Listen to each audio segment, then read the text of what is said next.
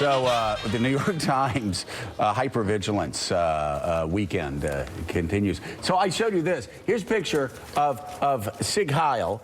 And it says, a second season of a drama about resisting darkness finds relevance in a post-election nation, complete with swastikas and somebody going Sieg Heil in America. Now, if you think that's outrageous, Mike, well, reading the piece, you make the jump into the page. This is about a TV series, The Man in the High Castle, a TV series, television series. Here's the jump headline. TV's United States of Sieg Heil finds an eerie relevance. An eerie relevance. Ooh. Oh, my God. And it's a TV series. An eerie relevance.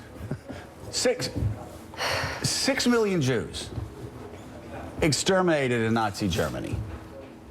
And they're talking about an eerie relevance. I want to state for the fact that several weeks ago in Washington, in a federal building, there was a meeting by the lead of the alt-right, which is basically the Nazi party, that got up and was Sieg Heiling 5 blocks from the White House. I mean, I know it's hyperbole. Yeah, I'm really serious. Did that not happen? Can we get that news story? So does that it's mean a TV show? Does that mean America's the future of America's democracy is at risk and we're all going to be doing this? No. Or does this mean that you have the same freaks and lunatics that we had that I remember back in the 70s, people were pissed off because they were able to march in Dixon, Illinois. Skokie, Illinois. Back in the 1970s. It's a reaction, maybe an overreaction to a guy that ran against a lot of non-whites.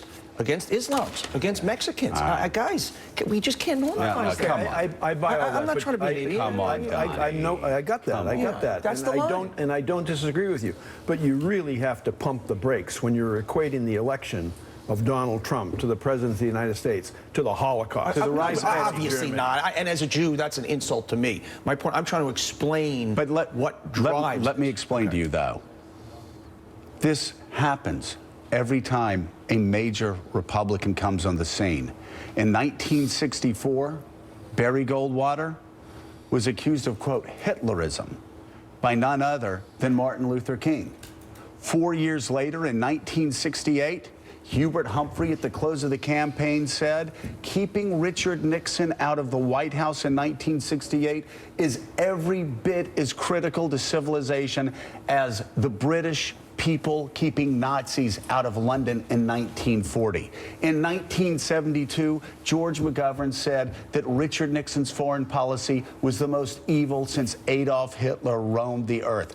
I'm not even going to get into all the Nazi analogies for Ronald Reagan and George W. Bush.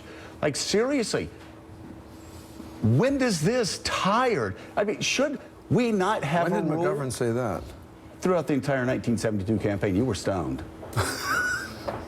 So, I mean, seriously, can we not really talk about the things that we have to be nervous about, which is an EPA director coming in that is a climate change denier, or a guy running the Labor Department that wants robots to replace people, or his right-hand man that has retweeted anti-Semitic things, or as General Flynn, who's Jews. Right. No, to compare in any way Donald Trump to Hitler is an insult to Donald Trump. It's an insult to me. Right. There's not. Good. But Then we agree. But what we need to also agree on, that there was a lot of race baiting Donnie, during this, which is... We've said it. Okay. We've written about it. We've attacked General Flynn nonstop. Look, We've done it. But like Mike said, pump the brakes, New York Times. I heard